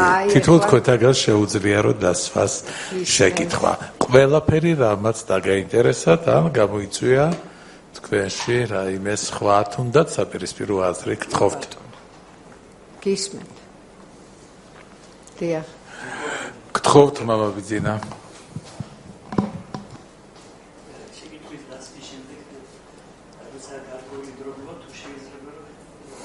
მოტყობთ ეხლა არა. ეს პირველი ნახატი რო დააბრუნოთ ეს ხო მე უბრალოდ გამიჩნდა კითხვა ესეთი რომ დანამდვილებით ირემზეა ლაპარაკი? ხო, ირემი. რომ ხომ არ არის ვერძი, ხო, კითხვას არ ვიცი. და ეს ჩანს რომ მამრობითია? მამრობითია. ხო, აი ნაყოფიერებასთან. დიახ, ნაყოფიერებასთან. და ესე იგი კიდე რა მაინტერესებს ისიც რომ აი დანამდვილებით არის ცნობილი რაღაცნაირად ახლოს მევა. კი ბატონო. ეს მომგვალებულია, ეს კიდევ სამკუთხედია, ეს რამე ეს მიმანიშნებელი თუ ერთი და იგივეა, ხო? ერთი და იგივეა, იმიტომ რომ აი კერამიკაზე სხვადასხვანაირად გამოსახავენ ამას. ეს ნაჭედია თან. ანუ პუნსონები. ანუ დანამდვილებით ცნობილი ეს არის ირემი, ის არის ესე იგი, ხო? მადლობთ. კი ბატონო. იქნება აზრიც პარი გამოთქვას, ხო? არა? ხო. კიდევ შეკითხვისათვის დრო გვაქვს, გთხოვთ. დედა ელენა. დიდი მადლობა უპირველეს ყოვლისა, რომ ძალიან საინტერესო იყო თქვენი მოხსენება. თუნდაც იმიტომ, რომ ჩვენ ქართველებმა სამწუხაროდ ეხლა ნაკლები ვიცით ჩვენი ისტორია და მით უმეტეს ასეთი შორი ისტორია. მე გამიჩნდა ერთი ასეთი მოსაზრება, რომ თქვენ ბრძანეთ აი ამ მზესთან დაკავშირებით მზევში შემოდიდა ეს სულის ისინი და აკავშირეთ ერთმანეთთან. ხო არ შეიძლება და ეს ყოფილიყო გამოძახილი გენეტიკური მეხსიერებისა, რომელიც ადამიანში არსებობდა, რომ ღვთისკვნილებაა ის და ერთი ღმერთის მადიდებლებიც იყვნენ ოდესღაც. შემორჩენოდა თუ არა ეს. და მეორე მინდა აი ამ დიადემასთან დაკავშირებით გითხრათ. იგი დაყოფილია გარკვეულ სეგმენტებად. რატო? თანაც ეს სეგმენტების გამოყოფა ყველგან სხვადასხვანაირია. ზოგან სწორია, ზოგან რაღაც ფიგურა, ხო, ტალღოვანია. თანაც აი ის გარშემო რაც არის, რაღაცა პატარ-პატარა წრეებით არის, მე მგონი, არა? პუნსონებია, კი, პუნსონებია უკანა მხრიდან არის, აი იმიტომ მოვიტანე ის ასლი, რომ იმაზე ჩანს ეს. ხო და აი იმიტომ მინდა ვიკითხო, რომ ეს უბრალოდ ხელოვნების ნიმუშია თუ იმ დროს ჯერ კიდევ რაღაცა დანიშნულება ჰქონდა. და კიდევ ერთი მინდა რომ გკითხოთ. რა ვიცი, მე ესე გამიგია და ოდესღაც წამიკითხია რომ სპილენძის დატვირთვა არ იყო მარტო სამკაულის, როგორც სამკურნალო საშუალება, ისეც იხმარებოდა ის. ხო არ შეიძლება რომ ეს დიადემა ყოფილიყო რაღაცა სამედიცინო თვალსაზრისით განხილული, თქვათ უნაყოფიერების შემთხვევაში, რომ ნაყოფიერება გამოეწვია. რა ვიცი, ეს მაინტერესებს ეს უბრალოდ. აი ბოლოდან და ბოლო შეკითხვიდან დავიწყოთ. რა თქმა უნდა, ეს არის რომ სპილენძს აქვს ეს თვისება, აი წნევის დაწევაზე არის ხოლმე აქცენტი, რომ აი სპილენძის გაიკეთე და ასე შემდეგ, მაგრამ კონტექსტს თუ ნახავთ, ეს ქალი არის დამარხული ძალიან მდიდრულად და გვერდზე ყავს კაცი მიმარხული. აი სადღაც კუთხეში, როგორც მსახური. ეხლა შემთხვევითი არ არის რომ ამ მოხსენებაში ნახსენები იყო ქალის ფუნქცია, ხო? აი ეს სომნამბულური ცნობიერება ქონდა. როგორც ჩანს, ეს ქალი რაღაცა არ ვიცი, წინასწარმეტყველს ვერ ვიტყვი, მაგრამ რაღაცაც აი აქ რაც არის დაშიფრული, ამ ცოდნის არაცნობიერად მატარებელი იყო და რაღაცებს ამბობდა და ის მიმარხული კაცი რომელიც როგორ ჩანს ამ ეპოქაში ხა ამას თარგმნიდა ეხლა ყველა აბსოლუტურად ყველა კულტურაში რომელიც ჩვენ ჩამოვთვალეთ და თუნდაც საქართველოს ტერიტორიაზე აი ბორჯომის ხეობა რომ ვთქვით ყველა უფრო გვიანდელია ძველი წელთაღრიცხვის მე-15 საუკუნემდე ეს ტრადიცია არ დასტურდება თუმცა შეიძლება შუამდინარეთში იყო და სწორედ შუამდინარეთიდან შეიძლება იყოს ეს ტრადიცია ანუ ეს ქალი როგორ ჩანს რაღაცა ქურუმს ვერ ვიტყვით ქურუმი არ ითქმის ქალზე კი ამბობენ ხოლმე ქურუმი ქალი მაგრამ ქურუმს სხვა ფუნქციები ჰქონდა ეს როგორ ჩანს რაღაცა თვისებების მატარებელი იყო რომელსაც ეს უძვირფასესი ნივთი გაუკეთეს ეს აღნიშნავდა რომ ამ ქალმა ეს კანონზომიერებები იცის ოღონდ არაგონებით არაცნობიერად არამედ აი იმ უნარით რა უნარითაც ეს ინფორმაცია შემოაქვს მერე გადასცემს ამ კაცს ეხლა ძალიან საინტერესოა რომ აქ ეს კაცი პატივის გარეშეა დაკრძალული და კუთხეშია მიმარხული მე-15 საუკუნის აი ამ ბორჯომის ხეობის სამარხებში როგორ არის იცით ეს კაცებიც პატივით არიან დაკრძალულები ოღონდ ქალები ოდნავ ზემოთ ფერდობზე და კაცები ცოტა ქვემოთ ანუ კაცის ფუნქციის აი ეს ცნობიერების ლოგიკური აზროვნებისა და გონებაში იმცოდნის შემოტანის და მერე ვერბალურად ამისი გამოთქმის ფუნქცია მამაკაცის ითვლებოდა მამაკაცის პრივილეგიად და ნელ-ნელა ისიც რანგში იწევდა ამიტომ იქ 3000 წლის წინ სადღაც კუთხეში დამარხეს ვინც ამ ქალს ასე ვთქვათ მაშვებოდა და აქ უკვე მოგვიანებით პითიების ისინიც ქურუმებიც იმ ქურუმებს დიდი პატივით გრძალავდნენ პითიებთან ერთად არა უფრო მეტი პატივით და რაც შეეხება სამკურნალო თვისებას აი ეს არ ვიცი აქვს ცხადია სამკურნალო თვისება ლითონებს იცოდნენ ნამდვილად იცოდნენ უბრალოდ თვითონ კონტექსტი როგორც არის ეს ქალი დამარხული აავლენს ამ მიმართებას ასე მგონია მეორე შეკითხვა იყო რასთან დაკავშირებით სხვადასხვა იცით რა მაქვს მე ამაზე ნაშრომში რა ქვია მსჯელობა შესაძლოა აი სწორედ ირემი ციკლური დიახ ირემი ვინაიდან არის მაკავშირებელი ამ მისი სამივე სკნელის და ამავე დროს არის ბუნების ციკლურობის განსახიერება აი სწორედ ეს ტალღოვანი ხაზები არის ირემთან დაკავშირებული და ესენი არის აი კაცრი საზღვრებია ნახეთ, იმიტომ რომ გოდროში განსაზღვრული, დიახ, უბრალოდ აქ ახლა ამდენი დეტალის ჩართვა შეუძლებელი იქნებოდა. და პირველი შეკითხვა გქონდათ, ხომ არ იცოდნენ იმ ერთი ღმერთის, იცით რა?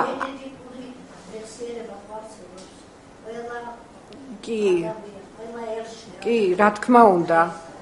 იცით რა? მე ასე მგონია რომ კი აღარ მახსოვს საბერძნეთშიც იყო ერთი წარმართი იმპერატორი რომელმაც დაუდგა ძეგლი უცნობ ღმერთს აღარ მახსოვს რომელი იყო დიახ ათენში ხო უცნობ ღმერთს დააწერა ხო და როგორც ჩანს ეს წინადგრძნობა თუ შეიძლება ასე ითქვას არსებობდა და აი მე ვფიქრობ რომ ეს სტროფი ვაჟის მამაშინ არ არის აბსოლუტურად აუხსნელია ვერ არიხსნება არანაირად გარდა აი პავლეს იმ სიტყვებისა ვაჟის მამაშინ არ არის ესე იგი სადღაც თვესკდელშია უკვე და თუ ცოცხალია ის ადამიანი ეს ხო ყველა ვაჟის დაბადების დროს იმღერებოდა ეს სიმღერა დიახ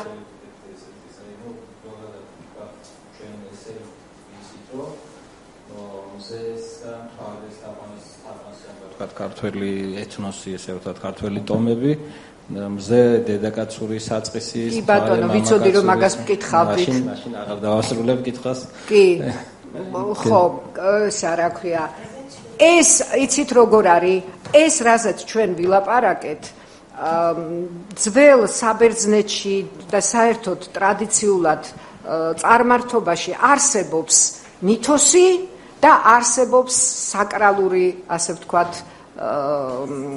როგორ თქვა შრე რომელსაც საკრალური ცოდნა მოდით ასე ვთქვათ მითოსი ზემოთ რომელიც ყველასთვის არის და ცოდნა რომელსაც ფლობენ ხელდასხმულები ეს ხო ფაქტია წარმართობაში ასეა ყველა რელიგიაში ფაქტიურად ხო აი რაღაცა შრე არის რომელიც ჩვეულებრივი ადამიანებისთვის ხელმისაწვდომი არ არის აი ამ მითოსურ დონეზე ეს შესაძლებელია რომ მზე ისე ყველა წარმართულ რელიგიაში მზე მამაკაცია ხო და აქ ამ შრეში რომელზეც ახლა ჩვენ ვლაპარაკობთ აქ თაყვანისცემაზე ლაპარაკი არ არის აქ არის იმ საზოგადოების ასე ვთქვათ ფარული ცოდნის გამომჟღავნება რომლის კარდინალური ხაზი არის მზესთან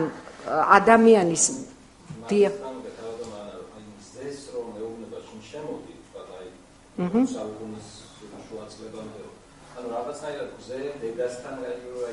აი ამ შემთხვევაში აქ მნიშვნელობა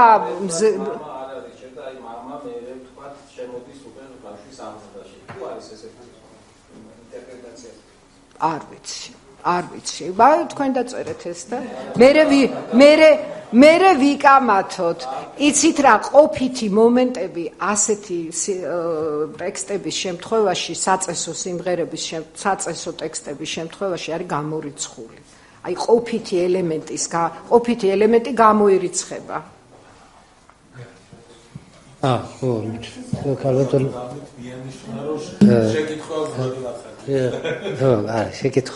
შეკითხვა ეხლა ეს კვარარაქსის თემა ისეთია რომ კითხვა არის 100-ჯერ მეტი ვიდრე პასუხი კი რა თქმა უნდა ეხლა თქვენ არაჩვეულებრივად წარმოადგენთ ქალბატონანი ესე იგი იმდროინდელი ადამიანის აღქმა სამყაროს აღქმა აი პირდაპირ გაგვიცოცხლეთ ეხლა მე სულ ამას უყურებდი რომ აი პოეტურად დახატეთ პირდაპირ როგორ აღიქვამს იმდროინდელი ადამიანი გარემო სამყაროს სკნელებს და ასე შემდეგ ხო მაგრამ კვარარაქსის კულტურა არის გარდა ამისა უპირველეს ყოვლისა არის სამეურნეო კულტურა არის მეთუნეობის კულტურა არის მეტალურგიის კულტურა იმ ჭურჭელს იმიტომ კი არ ამზადებდა ის რომ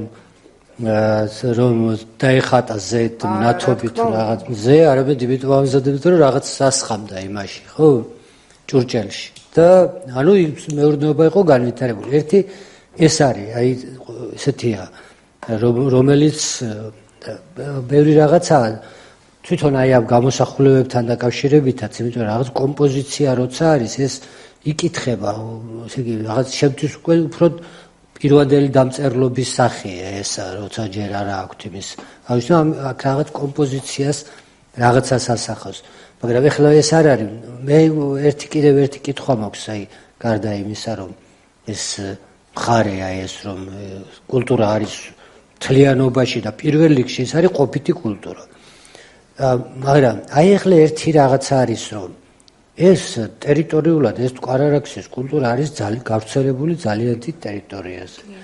ამავე დროს ყველა აღნიშნავს, რომ ეთნიკური იდენტობა ჯერ არ არსებობს მაშინ. არც ის ჩანს, რომ ეს რაღაც დიდი სახელმწიფოებრივი გაერთიანება ყოფილიყო და ამას გამოეწვია. არც ეს ისეთი კავშირებია, რომ ახლა როცა აგერ ჩვენ ხედავთ თქვათ გრაკლიანს თუ სხვა ადგილებს, სადაც აი სავაჭრო გზისა და იმის ის არის და ეს გავრცელების ის გასაგებია. აქ რაღაცა ისეთია კავკასიოს გადადის ეს და ეს. აი როგორ თქვენი აზრით რა უნდა იყოს განმაპირობებელი ამგვარი გავრცელების კვარარაქსი ამხელა არეალშია ეს გავრცელებული. როცა ჩვეულებრივ ასე ლოკალური უნდა იყოს რაღაცასთან. მე შეკითხვით გიპასუხებთ მაგაზე. დაახლოებით იგივე რწმენა წარმოდგენები აქვთ დღეს აფრიკაში მაცხოვრებელ ტომებს. ეს რას ნიშნავს? ეს ნიშნავს იმას, რომ განვითარების ერთსა და იმავე საფეხურზე მყოფი საზოგადოება ერთსა და იმავე ხატებს და ერთსა და იმავე სოფხედველობას მისდევს. ანუ ეგ შეიძლება სხვადასხვა ტომები იყვნენ ამ სხვადასხვა და საერთოდ არ ქონდათ ერთმანეთთან კონტაქტი, მაგრამ განვითარების ერთ დონეზე მყოფი საზოგადოებები აი ესეთ მსგავს კულტურებას ბადებენ. აი რანაირად არის მაშინ დღეს ვინც განვითარების იმ დონეზეა დაახლოებით ისეთივე მსოფლმხედველობა აქვთ, სხვადასხვანაირი ფორმებით გამოიხატება ეხა აფრიკაში, იმიტომ რომ გარემო სხვა არის, კლიმატი სხვა არის, არა, მაგრამ მათი მსოფლმხედველობაც ზუსტად ისეთივეა, მრავალღმერთიანობა, ნიშნის კულტურა, სახესი ხატავს, იქქვაზე ამას ხატავს, ჯვრებს გამოსახავს. ეგ როგორ ხდება? რანაირად ხდება ეს? აი განვითარების ერთსა და იმავე ეტაპზე ცნობიერება ერთსა და იგმავეს შობს ადამიანის. პასუხი ჩემი ეს არის. სხვა პასუხი ჯერჯერობით მე არ მაქვს და თუ იმეს აქვს სიამოვნებით მოусმენ. მეორე რაც შეეხება სამეურნეო კულტურას და თქვენ ბრძანეთ, რომ რა თქმა უნდა პირველ რიგშიო, იმიტომ აკეთებდა, რომ შიგუნდა ჩაესხა რაღაცა ჭურჭელი იყო და უნდა გამოეყენებინა. რა თქმა უნდა გამოეყენებინა. მაგრამ როცა ჩვენ ვამბობთ, რომ ძველი ადამიანი განიცდიდა საკუთარ თავს სამყაროს ორგანულ ნაწილად, ხო? ხშირად ვამბობთ და ძალიან ხშირად არ ვიცით რა შინაარსვდებთ ამ სიტყვებში. აი სწორედ ეს არის, რომ იმას, რასაც აკეთებს იმისთვის, რომ შიგ საჭმელი ჩადოს, უბრალოდ კი არ ღებავს, ან სილამაზისთვის კი არ უკეთებს რაღაცა ორნამენტს, არამედ დებს იმას, რაც მისთვის არის ორგანული. აი ის ცოდნა, რომელიც მას აქვს სამყაროს შესახებ, საკუთარი ადგილის შესახებ იმ სამყაროში.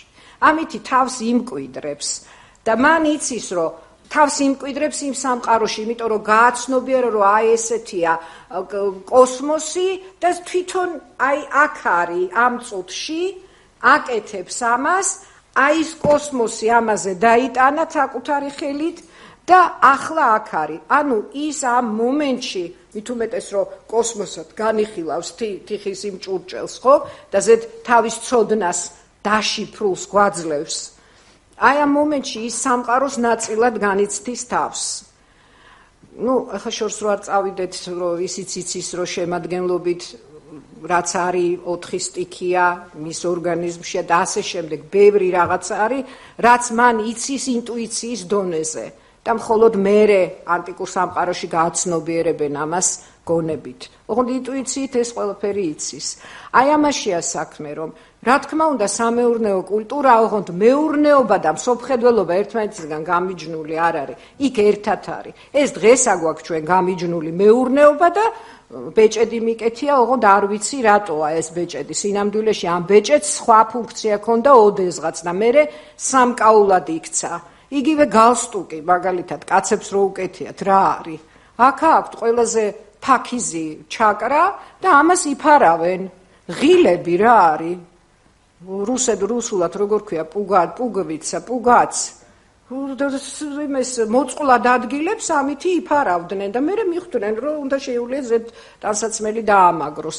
ისე რომ ეს თლიანობის განცდა ჩვენ ძალიან გაგვიჭირდება იმათი დავიჭიროთ. კი, შეგვიძლია გამოვაცალკეოთ, რომ ეს არის მეურნეობა, მაგრამ იმისთვის ცალკე არ არის მეურნეობა და ცალკე ორნამენტი იმაზე, რა ქვია. მოკლედ, სხვა ცნობიერება აქვთ, თუ ამ კუთხით არ შევხედეთ, რომ ადამიანი იცვლება, მე არ ვიტყვი, რომ განვითარდა ადამიანი, არა. იცვლება უბრალოდ ადამიანი და თუ აი ამ რაკურსიდან შევხედავთ, აუცილებლად ყველა ეტაპზე პირველ რიგში უნდა იმათ ტყავში ჩავძვრეთ. ძალიან ძნელია, მაგრამ თუ გვინდა რომ შიგნიდან დავინახოთ, უნდა ვეცადოთ, რომ აი ეს მომენტი გავაცნობიეროთ. დიახ, არაცალკევებს ამას, ყოფას და მთელ კოსმოსს არაცალკევებს ერთმანეთისგან. ეს მისთვის მთლიანობაა. ეხლა ეს სიტყვებია მე რასაც ვამბობ, ეს რომ განვიცადოთ, ну, აი იმ ცნობიერების ადამიანები უნდა ვიყოთ. ჩვენ ეს გონებით ვიცით, მხოლოდ. კი ბატონო, კიდევ არის შეკითხვები? კი ბატონო, ისმენ. ძალიან ბედნიერი ვარ ამ ფორუმზე რომ მომიწია მოსვლა. მამა კონსტანტინეს ცალკე ვეტყვი მადლობას. იცით რა მაინტერესებს? აი თუ ეს სამარხში მოთავსებული ეს ქალბატონი ასეთი რაღაცა ნიჭით იყო დაჯილდოვებული და ასეთ რაღაცა ქონდა უნარი და მე ეს მამაკაცი ამას თარგმნიდა და იწერდა? არ იწერდა რა. თარგმნიდა, ნუ ამბობდა. ამას არ თქონდა ეს უნარი? აი საიდან გებულობდა ამის მამაკაცს? ეს ლექციის თემა არის, რომ გავიგოთ ქურუმები. იქნებ ესეც იყო დაჯილდოვებული, მაგრამ თამდაბალი იყო და ხალხს აძლევდა. ცალკე კვლევის საგანია, ცალკე მთელი. მაშინ შვილი უნდა გაეჩინა კაცს. ეხლა მომაყოლებთ როგორ აკავშირებენ ძველები ქალებს, როგორ უკავშირდება ქალი სულიერ სამყაროს. რატო აჩენინებენ ქალს ბავშვს დღეს არა, მაგრამ ყოველ შემთხვევაში ცოტა ხნის წინაც ასე იყო ბოსელში ხევსურეთში, ხო არ იცით? რატო? არა ბატონო, არა, იმიტომ რომ ითვლება რომ წელს ქვემოთ ეხლა მაშინ ადამიანის სტრუქტურაზე წელს ქვემოთ არის ქვესკნელი ადამიანის. იმიტომ რომ ყველას ცდუნება არის, საცდუნებელი არის წელს ქვემოთ. და იქ არის ადამიანის ქვესკნელი. და იქიდან მოდის ბავშვი და შეიძლება იმ ბავშვს შემოყვეს ბნელი ძალა, იმიტომ რომ იქ ჭინკები, დემონები ისინი სახლობენ ქვესკნელში. ეს მათი წარმოდგენაა. ეკლესიაშიც რატო არ შეიძლება ის რა ქვია 40 დღე ნამშობიერები ქალი რო შევიდეს? აი მაგიტომ. ხო, წარმართობიდან მოდის, კი არავის აუღია მაკრატელი და კი არ გადაუჭრია. აქ დამთავრდა ეს ცნობიერება და მე ახალი დაიწყებაო. ეს ორგანულად მოდის და რაც მისაღები იყო ქრისტიანობისთვის, მიიღო ქრისტიანობამ. რაც არ იყო მისაღები, გადააგდეს. და იქიდან ითვლება, რომ ქალს ამიტომ აქვს ამის უნარი. იმას კი ვერ უკავშირდება. იქ კაცი შეიძლება დაუკავშირდეს ცნობიერად. და იმიტოა მამაკაცი მღვდელი.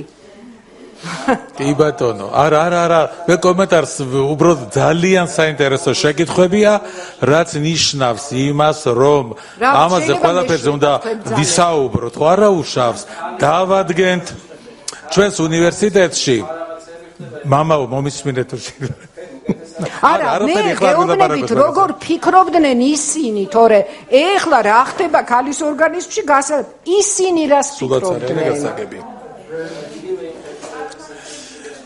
თუ შეიძლება დავიცვათ დისკუსიის, ისინი რას ფიქრობდნენ, ამაზეა საუბარი, მე არ ვამბობ ამას, ეს ჩემი აზრი არ არის, მე ასე არ ვფიქრობ. თქვენც არ გექვთ უფლება, როცა მოდერატორი ლაპარაკობს, ჩაერთოთ, გთხოვთ.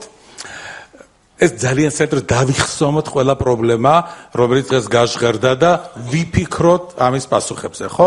უბრალოდ ერთი რამ ჩანს ძალიან კარგად, რომ ყველაზე მნიშვნელოვანი აზროვნებაში, სწავლებასა და კვლევაში არის ტრანსდისციპლინური მიმართულება, რომელსაც აი ამ პატარა უნივერსიტეტმა ჩაუყარა საფუძველი, რადგან ვერც ერთ თემაზე პასუხს ვერ მივიღებთ.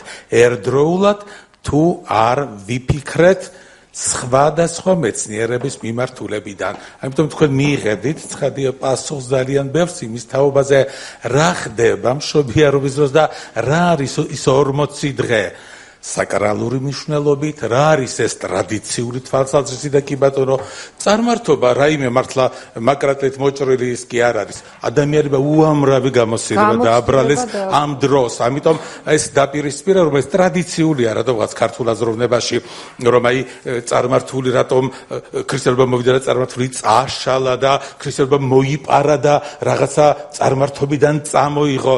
არაფერი არ წამოუღია.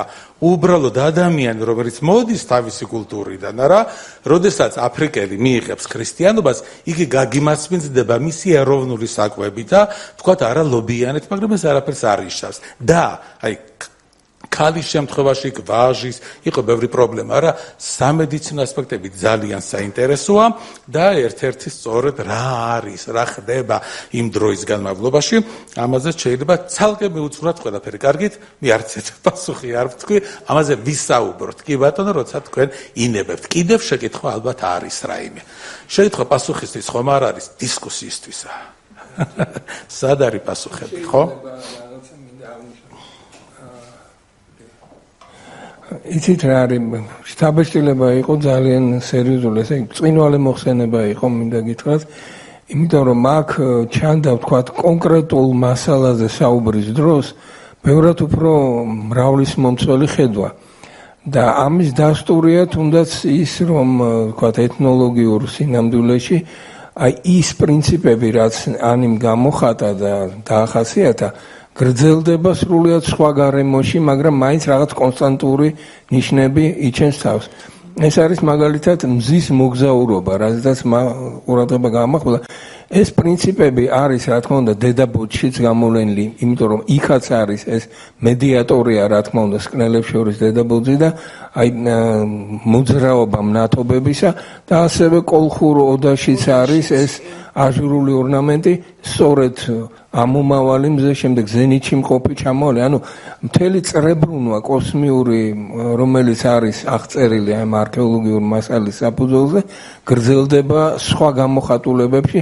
ეს იმას ნიშნავს, რომ რაღაცა დიდი მთლიანობის ხედვა არის სხვადასხვა ეპოქაში, სხვადასხვა, თქვათ, თუნდაც კონკრეტულ სოციალურ-ეკონომიურ, თქვათ, გარემოცვაში არის რაღაც უფრო მუდმივი, რაღაც უფრო ინვარიანტული, რომელიც ამ ყველაფერს თითქოს და გადასწონის კიდევაც ამ წარმავალ მომენტებს, ხო?